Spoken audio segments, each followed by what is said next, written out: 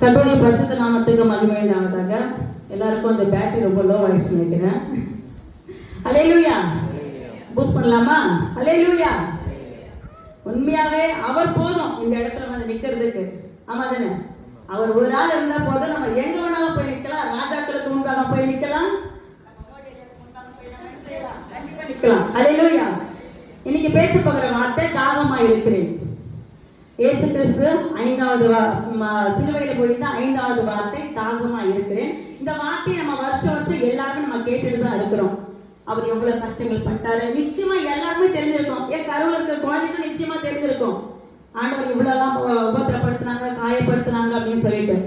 இன்னைக்கு தாகமா இருக்கிற வார்த்தை, அந்த வார்த்தையை வந்து கர்த்தர் இன்னைக்கு வித்தியாசமாய் பேசுவதற்கு, அந்த தாகத்தை குறித்து வேறு ஒரு தாகத்தை குறித்து பேசுவதற்காக கர்த்தர் அடியனை இங்க கொண்டு வந்து நிறுத்தியிருக்கிறார். முதலாவதாக கர்த்தருக்கு என் உள்ளத்திலிருந்து ஆண்டவர் நான் நன்றி சொல்லுகிறேன்.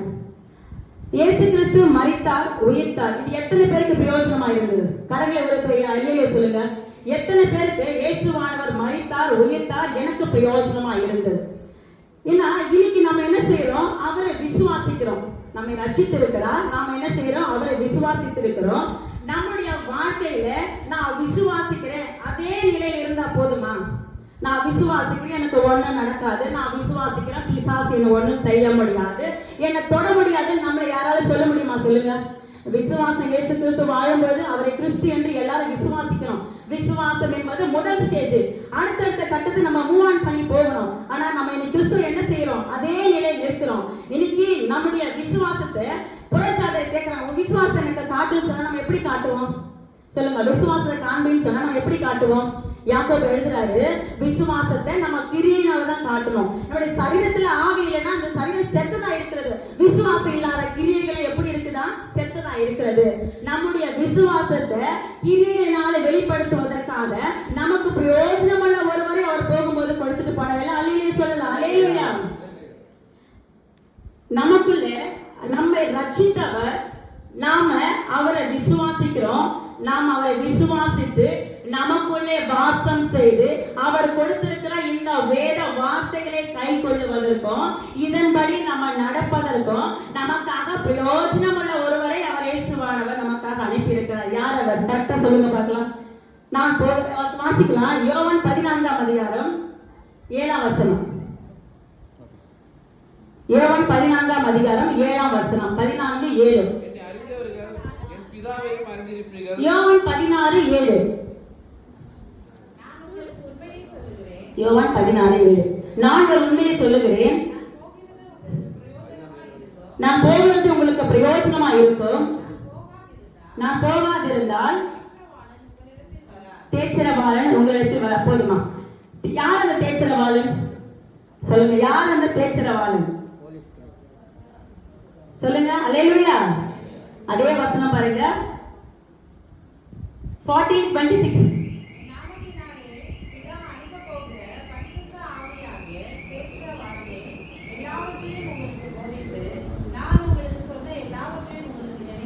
ஆமென். இதனால் இயேசுவானவர் நமக்கு கொடுத்திருக்கிற அந்த வார்த்தைகளை யார் நமக்கு நினைப்பூட்டுவாரா?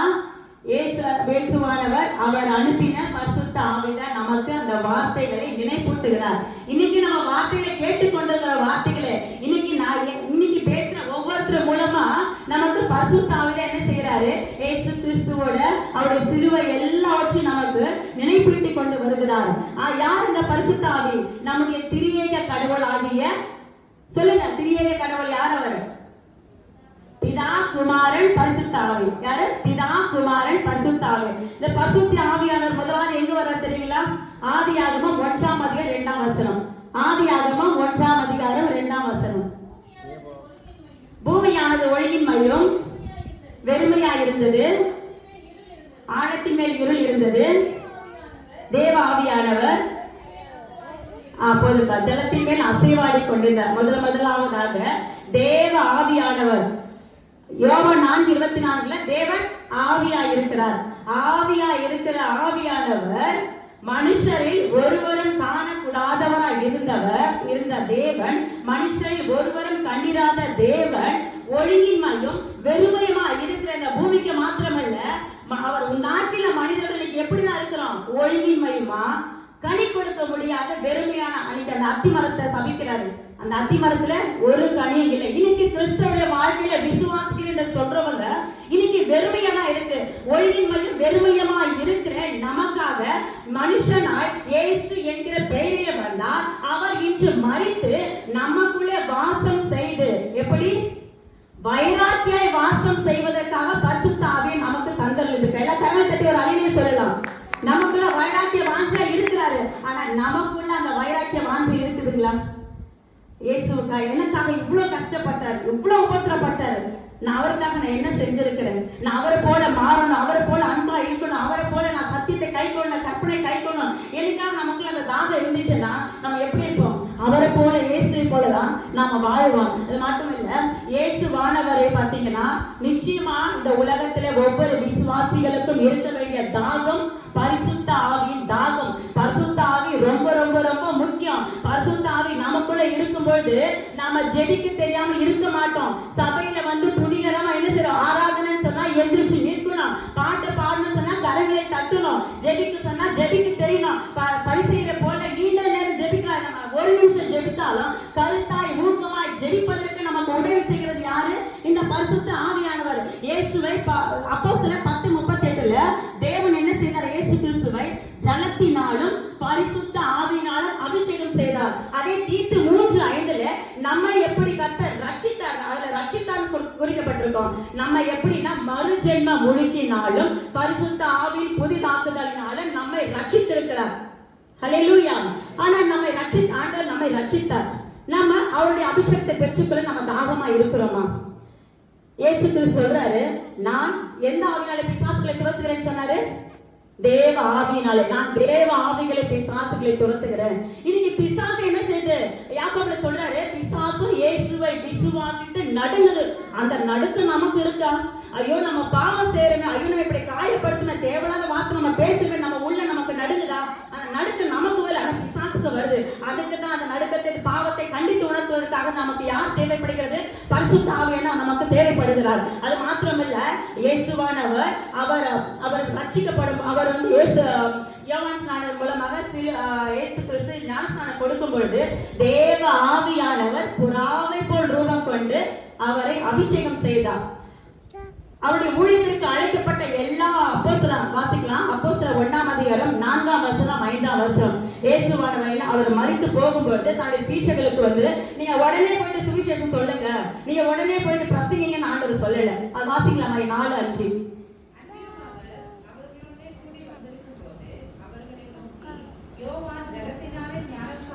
யோவான் ஜலத்தினாலே ஞானஸ்நானம் கொடுத்தான். ஆமென். இன்னும் சில நாளுக்குள்ளே பரிசுத்த ஆவியினாலே ஞானஸ்நானம் பெறுங்கள். அடுத்த வசனம் மேல பாத்தீங்கன்னா கட்டளை கொடுத்தார். அவர் ஆர்டர் போடுறாரு, நீங்க காத்திருங்க, பரிசுத்த ஆவியினால அபிஷேகம் பண்ணப்படுங்க அப்படின்னு சொல்லிட்டு. அது போலதான் அவங்க என்ன செஞ்சாங்க? எருசலேம்ல காத்திருந்தாங்க. காத்திருக்கும் பொழுது பரிசுத்த ஆவியானவர் அவங்க மேல இறங்குறாரு. எல்லாரும் என்ன செய்றாங்க? பற்பல பாஷைகளை பேசுறாங்க. இன்னைக்கு நினைக்கிற நிறைய பேர் அந்நிய பாஷை பேசுறாங்க, அதுதான் பரிசுத்த ஆவியா? இல்ல, அது வந்து ஆவின் வரங்களில் ஒன்று. ஆவின் வரங்கள் அநேகம் ஒன்று கொண்ட படமாக இருக்கு. ஞானத்தை போதிக்கிற வரம், அறிவை உணர்த்துற வரம், குணமாக்குற வரம், அற்புதம் செய்கிற வரம் சொல்லிட்டு அநேக வரங்கள் இருக்கிறது. அதுல ஒரு வரம் தான் இந்த அந்நிய பாஷை. அந்நிய பாஷை தான் பரிசுத்த ஆவி. அது இருந்தா தான் நம்ம பரிசுத்த ஆவியின் அபிஷேகம் பண்ணத்தான் தப்பான யாருக்குமே வேண்டாம். இன்னைக்கு நம்ம சபையில ஒருத்தர் யாராவது கூட்டிட்டு வராங்கன்னா இன்னைக்கு யாராலும் நம்ம எத்தனை பேரால் நம்ம எங்க பிசாசை விரட்ட முடியும், ஒரு குணத்தை சுகமாக்க முடியும்? அந்த பரிசுத்த ஆவியின் அபிஷேகம் நமக்குள்ள இருந்தாலும் நம்மளால என்ன செய்ய முடியும்? குணமாக்க முடியும். அவர்களை நமக்கு என்ன செய்ய முடியும்? விடுதலை. இயேசுவின் நாமத்தினாலே அவர்களுக்கு விடுதலை கொடுக்க முடியும். ஒவ்வொரு அப்போஸ்தலரும் நமக்கு சவுலை குறித்து தெரியும். சவுலை கர்த்தர் பவுலை மாற்றும் போது அனனியா அனுப்புறாரு, பரிசுத்த ஆவியினால் அபிஷேகம் பண்ணு சொல்லிட்டு. பேதுரு போற இடத்துல எல்லாம் சமாரியாவுல பேதுரு யோவான் என்ன செய்றாங்க? பரிசுத்த அபிஷேகம் செய்றாங்க. கொர்நேலி வீட்டாருக்கு பரிசுத்த ஆவியினால் அபிஷேகம் பண்ணப்படுறாங்க. அப்புறம் எபேசு சபையில கூட பவுல் போறாரு, அவங்க ஜலத்தினால மட்டும்தான் ஞானஸ்நானம் பெறப்பட்டிருக்காங்க அப்படின்னு சொல்லிட்டு அவங்களுக்கு பரிசுத்த ஆவியினால் அபிஷேகம் கொடுக்கிறாரு. இன்னைக்கு கிறிஸ்தவர்களே விசுவாசி என்று சொல்றவங்களே பரிசுத்த ஆவினா யாரு அப்படின்னு கேட்கணும் நிச்சயமா இருக்காங்க. நான் கல்யாணம் ஆகிட்டு வரும்போது எங்க அத்தைக்கு கேட்டேன், அது பரிசுத்த ஆவி இருக்காதுன்னு கேட்டேன். அது சொன்னா அதெல்லாம் இங்க இருக்காது, நம்ம கண்டுபிடிக்கும் அப்படின்னா எனக்கு சிரிக்கிறதா என்ன பண்றது எனக்கு தெரியல. எனக்கு அந்த மாதிரி நீங்க பரிசுத்த ஆவினா என்னன்னு தெரியாம இருக்கிறாங்க. ஒரு சிலர் பரிசுத்த ஆவியா, ஆமா பிதாக்கமா பரிசுத்த ஆவி, அவர் யாரு, அவர் என்னென்னலாம் செய்யறாரு நிச்சயமா நம்ம தெரிஞ்சுக்கணும். ஏன்னா இது காலம் எப்படிப்பட்ட காலமா இருக்குது. எச்சரிக்கையா இருக்க வேண்டிய காலம், ஜாக்கிரதையா இருக்க வேண்டிய காலம். காலத்தை நம்ம என்ன செய்யறோம், நம்ம பயந்து பயந்து வாழ்ந்து கொண்டிருக்கிறோம். எச்சரிக்கையா இருப்பதற்கும் ஜாக்கிரதையா இருப்பதற்கும் விழித்திருந்து ஜெபிப்பதற்கும் நமக்கு யார் உதவி தேவை? பரிசுத்த ஆவியாருடைய உதவி நமக்கு நிச்சயமா தேவை. பரிசுத்த ஆவியுடைய அபிஷேகம் தேவை. அதை நம்ம தாகத்தோடு நம்ம அவர்கிட்ட கேட்டு நம்ம என்ன செய்யணும், அதை பெற்றுக்கொள்ளணும். ஹல்லேலூயா. ஏன்னா ரோமர் 8:14 வாசிக்கலாம். ரோமர் 8:14. ரோமர் 8:14. எவர்கள் தேவனுடைய ஆவியினாலே நடத்தப்படுகிறார்களோ அவர்கள் தேவனுடைய புத்திரராய் இருக்கிறார்கள். ஹல்லேலூயா. வசனம் என்ன சொல்லுது? எவர்கள் தேவனுடைய ஆவியினாலே நடத்தப்படுகிறார்களோ அவர்கள் தான் தேவனுடைய புத்திரர். இன்னொரு வசனம் சொல்லுது, கிறிஸ்துவின் ஆவி இல்லாதவன் அவரை உடையவன் அல்ல. இன்னைக்கு ஏசப்பா சிலுவையில் அடைஞ்சிட்டாங்க. நம்ம துக்கத்தோட என்ன செய்யறோம், ஒவ்வொரு வருஷம் நம்ம தியானிக்கிறோம். ஆனா அவர் நம்ம பிரயோஜனத்திற்காக தான் அவர் பாடுபட்டார். இயேசு கிறிஸ்து வருவதற்கு முன்பதாக ஜனங்கள் எப்படி வாழ்ந்துருந்தாங்க? கண்ணுக்கு கண் பல்லுக்கு பல் எப்படி வாழ்ந்துருந்தாங்க. நம்மளும் அந்த காலத்துல வாழ்ந்தோம். இயேசு கிறிஸ்து வராம இருந்தா நம்ம எப்படி வாழ்ந்துருப்போம்? மரண பயத்தினாலும் அடிமைத்தன வாழ்க்கையினால வாழ்ந்திருப்போம். இன்னைக்கு அவர் மரித்ததுனால, ரத்தம் சிந்தி மரித்ததுனால இன்னைக்கு நம்ம அடிமைத்தனம் இல்லை. இல்ல யாராவது 1940 சுதந்திரம் கிடைச்சு அதனாலதான் நம்ம அடிமை இல்லைன்னு சொல்றீங்களா? இல்ல, நமக்காக இயேசு வந்ததுனாலதான் என்னாச்சு, நமக்கு அந்த அடிமைத்தனத்தில் இருந்தோம், மரண பயத்தில் இருந்தோம், நமக்கு விடுதலை கிடைச்சிருக்கு. இன்னைக்கு ஜலத்தினால மாத்திரம் ஞானஸ்நானம் பெற்றிருக்கிறோம், சரீரத்தை மாத்திரம் என்ன செஞ்சு கழுவி இருக்கிறோம். அப்ப நம்ம ஆவியை கழுவுறது யாரு? நம்ம ஆவியை என்ன செய்யணும்? பரிசுத்த ஆவியினாலே கழுவப்படணும். அப்படி கழுவப்படமாதான் இந்த ஆத்மாக்கு பிழைப்பு உண்டாகும். அவருடைய அசைவில்லாத ராஜ்யத்துல நம்ம ஆத்மா பிழைப்பதற்கு நமக்கு நிச்சயமாக ஆவியானவராலே இந்த பூமியிலே நம்ம நடத்தப்பட வேண்டும். அதுதான் வசனம் சொல்லுது, எபேசியர் 4:30. எபேசியர் 4:30. நீங்கள் மீட்கப்படும் நாளுக்கென்று முத்திரையாக பெற்ற பரிசுத்த ஆவி.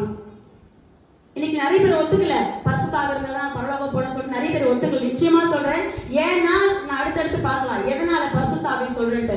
மீட்கப்படும் நாளுக்கென்று வசனம் தெளிவா குறிப்பிட்டிருக்கு. நாம மீட்கப்படும் நாளுக்கென்று. ஏன்னா அந்த பரிசுத்த ஆவியானவர் நமக்குள்ளே வாசம் செய்து அநேக கிரியைகளை செய்து கொண்டு வருகிறார். அந்த முத்திரையை நமக்கு எதுக்குன்னா நம்ம ஆவியை சுத்திகரிக்கிறதுக்காக அந்த முத்திரை நமக்கு கொடுக்கப்பட்டு இருக்கிறது. வாசிக்கலாம். இதனால நமக்கு என்னென்ன பெனிஃபிட் பாருங்க. ரோமர் 5:5. ஒரு ரோமர் 5:5 எடுங்க. ஒருத்தர் யோவான் 16ஆம் அதிகாரம் 8ஆம் வசனம்.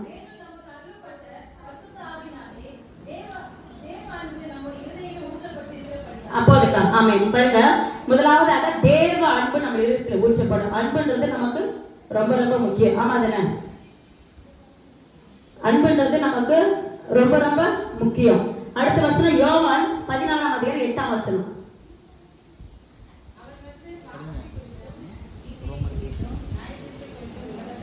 ஆமென். பாருங்க, பரிசுத்த ஆவியானவர் இரண்டாவதாக என்ன செய்யறாரு? பாவத்தை குறித்து கண்டித்து உணர்த்துறாராம். பழைய ஏற்பாட்டு காலத்துல நியாயப்பிரமாணத்தை கொண்டு வந்து பாவம் உணர்த்தப்பட்டது. இன்னைக்கு இந்த பரிசுத்த ஆவியானவர் என்ன செய்யறாரா? நம்முடைய பாவத்தை கண்டித்து உணர்த்துறாரு. ஆனா இன்னைக்கு கிறிஸ்தவர்களால பாத்தீங்கன்னா நாம தூஷிக்கப்படுது. அநேகர் பாத்தீங்கன்னா நான் விசுவாசிக்கிறேன், நான் கிறிஸ்துவன் சொல்லிட்டு நம்ம குடும்பத்துல வர பிரச்சனை நம்மளால ஃபேஸ் பண்ண முடியல, அதை சால்வ் பண்ண முடியல. அதுவும் விசேஷமா ஸ்திரீகள் பாத்தீங்கன்னா போனை கையில எடுத்துட்டா போதும், இங்க இது நடந்தது அங்க, இதெல்லாம் பாவம் தான். பாவத்தை நமக்கு அவர் நிச்சயமா நமக்கு கண்டித்து உணர்த்துவாராம். வீணான வார்த்தை பேசுறது, தேவையில்லாம குறை சொல்றது, இந்த மாதிரி நம்ம என்ன செய்யறோம்? அந்த பரிசுத்த ஆவியை துக்கப்படுத்தி கொண்டு இருக்கிறோம். அவர் நமக்குள்ளதான் இருக்காரு. அவர் மூலமா தான் நம்ம ரட்சிக்கப்பட்டோம். அவரால் ரட்சிக்கப்பட்ட நாம அவர் அபிஷேகத்தை பெற்றவங்க நம்ம எந்த பாவம் செஞ்சாலும் ஐயோ நான் பேசுறது தப்பு அப்படின்னு நமக்குள்ள உணர்த்தப்படுவதுதான் அந்த பரிசுத்த ஆவி. அடுத்தது 16ஆம் அதிகாரம் யோவான் 16:13 வாசிங்க. யோவான் 16 பேஜ் டர்ன் பண்ணிக்கோங்க. 16:13. சத்திய ஆவி ஆகிய அவர் வரும்போது நம்மை சத்தியத்திற்குள்ளும் நம்மை நடத்துவார். ஆமென். சத்தியம் என்பது எது? வேத வசனம், வார்த்தை வசனம் தான் என்கிறது சத்தியம். இந்த சத்தியம் நமக்குள்ள இருந்துச்சுனாவே எல்லா நம்ம என்ன செய்தாலும் நமக்கு அது என்னது உணர்த்தப்படும். சத்தியத்தை அறிவீர்கள், சத்தியம் உங்களை விடுதலையாக்கும். இன்னைக்கு குடும்பத்துல என்ன பிரச்சனை வந்தாலும் அதை நம்மளால என்ன செய்ய முடியும், உணர முடியும். இது எதனால உண்டாகிறது? நம்மளுடைய சரீரம் பார்த்தீங்கன்னா, நம்ம எதிராக ஃபைட் பண்ண யாராவது ஒரு மனுஷன் வராச்சுங்களேன், நம்ம இருக்கிற பெலனை வச்சு நம்ம ஃபைட் பண்ணி நம்ம ஜெயிக்கலாம். ஆனா நம்ம பார்க்க முடியாத ஒரு பிசாசு சத்ரு இருக்கிறான். அவனை ஜெயிப்பது எப்படி? நம்ம போயிட்டு ஃபோன் பண்ணாம பிசாசு ஓடிடுவானா? அதுக்கு தேவையான பலம் என்றது பரிசுத்த ஆவி. பரிசுத்த ஆவி நமக்குள்ள இருந்தா நமக்கு என்ன செய்வாரு? நம்மளை சத்தியத்திலே நடத்துவாரு. சபையில நம்ம வந்துட்டோம்னா நம்ம சபையில எப்படி இருக்கணும், என்ன செய்யணும், நம்ம ஒரு ஒரு பாரம்பரியமா நம்மளால வாழ முடியாது. பரிசுத்த ஆவி நமக்குள்ள இருந்தாருன்னா புது புது அபிஷேகம், புது புது கிருபை, புதுசு புதுசு எல்லாமே புதுசா இருக்கும் நமக்கு. நம்ம அதை உண்மையா ரசிச்சுவங்க. அதை ஜெபிக்கும் போது பாத்தீங்கன்னா, இப்ப 10 நிமிஷம் கூட ஜெபிக்க முடியாது. இப்ப நம்ம சாதாரண மாம்சத்துல நம்ம ஒரு 10 நிமிஷம் ஜெபிக்க முடியாது. ஆனா அந்த பரிசுத்த ஆவி இருந்தாருன்னா நம்ம எவ்வளவு நேரம் வேணா நம்ம ஜெபிச்சுட்டு இருக்கலாம். அதனாலதான் பரிசுத்த ஆவி ராகம் நமக்கு ரொம்ப ரொம்ப முக்கியம். அதே வருஷம் லாஸ்ட்ல வரப்போகிற காரியங்களை அறிவிப்பார். யார் யாருக்கு அறிவிக்கப்பட்டது வரப்போகிற காரியங்கள்? ஃபார் எக்ஸாம்பிள் நம்ம அப்போஸ்தலனாகிய பவுல் எடுத்துக்கோங்க. அவருக்கு எத்தனையோ துன்பம் வந்துச்சு. எல்லா துன்பத்திலும் ஆண்டவர் என்ன செஞ்சாரு? அவரை துணையா இருந்தாரு. அவருக்கு பவுலுக்கு துணையா இருந்து, நீ ராயனுக்கு முன்பாக இருக்கணும். ஆனா அந்த போட்ல வரும்போது என்ன ஆகுது? பெரிய சேதாரம் உண்டாகுது. அப்போ ஆண்டவர் சொல்றாரு, நீ ராயனுக்கு முன்பாக இருக்கணும் அப்படின்னு சொல்லிட்டு ஆண்டவர் தெளிவுபடுத்துறாரு. அப்போ விசுவாசமா இருக்கிற அந்த நேரத்தில் அதே மாதிரி வரப்போகிற காரியங்களை ஆண்டவர் நிச்சயமாக நமக்கு அறிவிப்பார். பிசாசு என்ன தந்திர எதை கொண்டு வந்தாலும், ஒரு கணவன் மனைவிக்குள்ள சண்டைனாவே நமக்கு டக்குன்னு அந்த புரிதல் வந்துடும் நமக்கு. அச்சா இதனாலதான் இது யாருடைய செயல். ஏன்னா உலகத்துல மாம்சமோ ரத்தமோ நமக்கு போராட்டம் கிடையாது. நம்முடைய போராட்டமே யாரு? எதிராளியானவன், இந்த உலகத்தின் அதிபதியானவன். இவனோட தான் நமக்கு போராட்டம். இந்த போராட்டம் அவன் என்ன கொண்டு வந்தாலும் கர்த்தர் நமக்கு பரிசுத்த ஆவியின் மூலமாக நமக்கு வெளிப்படுத்துவார், தெளிவுபடுத்துவார், நம்ம எச்சரித்து உணர்த்துவார். ரோமர் 8:26 பாருங்க, பலவீனங்களில் உதவி செய்வார். ஆமா தானே? பலவீனங்கள் இன்னைக்கு பலவீனம் தான் ரொம்ப எல்லா இடத்துலும் அதிகமா இருக்கு. இந்த பலவீனங்கள் நமக்கு உதவி செய்வார். அடுத்தது பாத்தீங்கன்னா நமக்காக வேண்டுதல் செய்வார். இன்னைக்கு கிறிஸ்தவர்களுக்கு ஜெபிக்க தெரியல. நிஜமாவே நான் ஒரு தடவை ஜெபிக்கும் போது பாஸ் கல்யாணத்துக்கு முன்னாடி ஒரு விண்ணப்பம் சொன்னாரு. எனக்கு ஆரம்பிக்கவும் தெரியல, முடிக்கவும் தெரியல. திரு நான் என்ன பண்றேன், சுத்துறேன், ஊரை சுத்தி உலக சுத்தி வரேன் நான் ஒவ்வொரு விண்ணப்பமா. அதுக்கப்புறம் என்ன பண்ணாரு? அவரே ஆமைன்னு சொல்லிட்டு முடிச்சிட்ட பிறகு எனக்கு அட்வைஸ் பண்ணாரு, ஜபம் நீ செய்யக்கூடாதுமா அப்படின்னு சொல்லிட்டு எப்படி ஜெபிக்கணும்னு கற்றுக் கொடுத்தாரு. உண்மையாவே நமக்கு ஜெபிக்க நம்ம தாகத்தோட பரிசுத்தாவை கேட்டோம்னா அவர் நமக்கு ஜெபிக்க கற்றுக் கொடுப்பார். அது மாத்திரமல்ல, அவர் நமக்காக வேண்டுதல் செய்வார். நமக்காக மாத்திரமல்ல, பரிசுத்தவான்களுக்காகவும் அவர் என்ன செய்கிறாரு? வேண்டுதல் செய்கிறார். அடுத்தது பாத்தீங்கன்னா நம்மை பரிசுத்தப்படுத்துவார். 2 தெசலோனிக்கேயர் 2:13 2 தெசலோனிக்கேயர் 2:13 1 பேதுரு 1:2 நம்மை அவர் பரிசுத்தமாக்குவாராம். பரிசுத்தம் இல்லாமல் ஒருவனும் தேவனை தரிசிக்க முடியாது. நம்மை கர்த்தர் பரிசுத்தமாக்குவார். இப்படிப்பட்ட குவாலிட்டிஸ் எல்லாம் நமக்குள்ளே செய்கிறவர் யாருன்னா இந்த பரிசுத்த ஆவி. பரிசுத்த ஆவி என்கிற முத்திரை நமக்குள்ள இருந்துச்சுன்னா இந்த குவாலிட்டிஸ் எல்லாம் என்ன ஆகும்? நமக்குள்ள இருக்கும். இன்னைக்கு நான் படிக்கல, எனக்கு பைபிள் படிக்க தெரியாது, நான் என்னால் ஒண்ணுமே பேச தெரியாதுன்னு நம்ம இருக்கலாம். ஆனா கிறிஸ்துவுக்குள்ள படித்தவர்கள் படிக்காதவங்க அப்படி ஒண்ணுமே கிடையாது. நம்ம வேதத்துல சீஷர்கள் பார்த்தீங்கன்னா யோவானும் பேதுருவும் தேவாலயத்துல அவங்க என்ன செய்யறாங்க? பரிசுத்த ஆவியினால் அப்போஸ்தலர் 4 இருக்கோம். அவங்க பரிசுத்த ஆவியினால பேசும்பொழுது அங்க இருக்கிற தேவாலய தலைவர்கள் சதுசேயர்களை பார்த்து ஆச்சரியப்படுறாங்க. இவங்க படிப்பறிவு இல்லாதவங்க இவங்களுக்கு எப்படி இவ்வளவு பெரிய ஞானம் வந்ததுன்னு சொல்லிட்டு. அதனால நம்ம என்ன செய்ய, நம்ம எனக்கு எதுவும் தெரியாது, ஒன்னும் தெரியாது நம்ம நினைக்கவே கூடாது. ஒன்னும் தெரியாது அவர்களை கொண்டுதான் கர்த்தர் என்ன செஞ்சாரு? 5000 பேரை ரட்சித்தாரு. நமக்கும் என்ன செய்யணும்? நம்ம பரிசுத்தாவை நம்மளை நிரப்பப்பட்டு வழிநடத்தப்படும் போது நம்மை கொண்ட அநேக ஆத்துமாக்களை நம்ம சபையில கர்த்தர் கொண்டு வந்து சேர்ப்பாரு. அல்லேலூயா. நம்ம தாகத்தோடு கேட்கணும் அவர்கிட்ட. தாகமுள்ளவன் தண்ணீரை ஊற்றுவேன் நெஞ்சி, வறண்ட நிலத்தில் ஆறுதலை ஊற்றுவேன் நெஞ்சி, ஊற்றுமையா மலமயை தாகத்தோடு காத்து நிறுத்தீரே. நிச்சயமா நம்ம ஊற்றுவதற்கு அவர் தயாரா இருக்கிறாரு. தாகத்தோட கேட்டோம்னா அந்த பசுத்த ஆவி நம்ம தாகமுள்ள இருதயங்களில ஜீவ நதிகளாய் பாயும். நம்ம இந்த முத்திரையை பெற்றிருந்தோம்னா அவருடைய அசைவில்லாத ராஜ்யத்திற்கு நம்ம என்ன செய்வோம்? நம்ம தைரியமாக என்ன செய்வோம்? மகிமை மேகத்தில் நான் ஏறி போவேனே, மகிமை ராஜாவை நாம் தரிசிப்போமே. ஆமென். அந்த மகிமை ராஜாவை தரிசிப்பதற்கு நம்ம தேவையான தாகம் சொல்லுங்களேன். இவ்வளவு நேரம் மூச்சு மட்டும் பேசுறீங்க, சொல்லுங்களேன். பரிசுத்த ஆவியின் தாகம். ஆமென். கர்த்தர் தாமே வசனத்தை ஆசீர்வதிப்பாராக. அல்லேலூயா.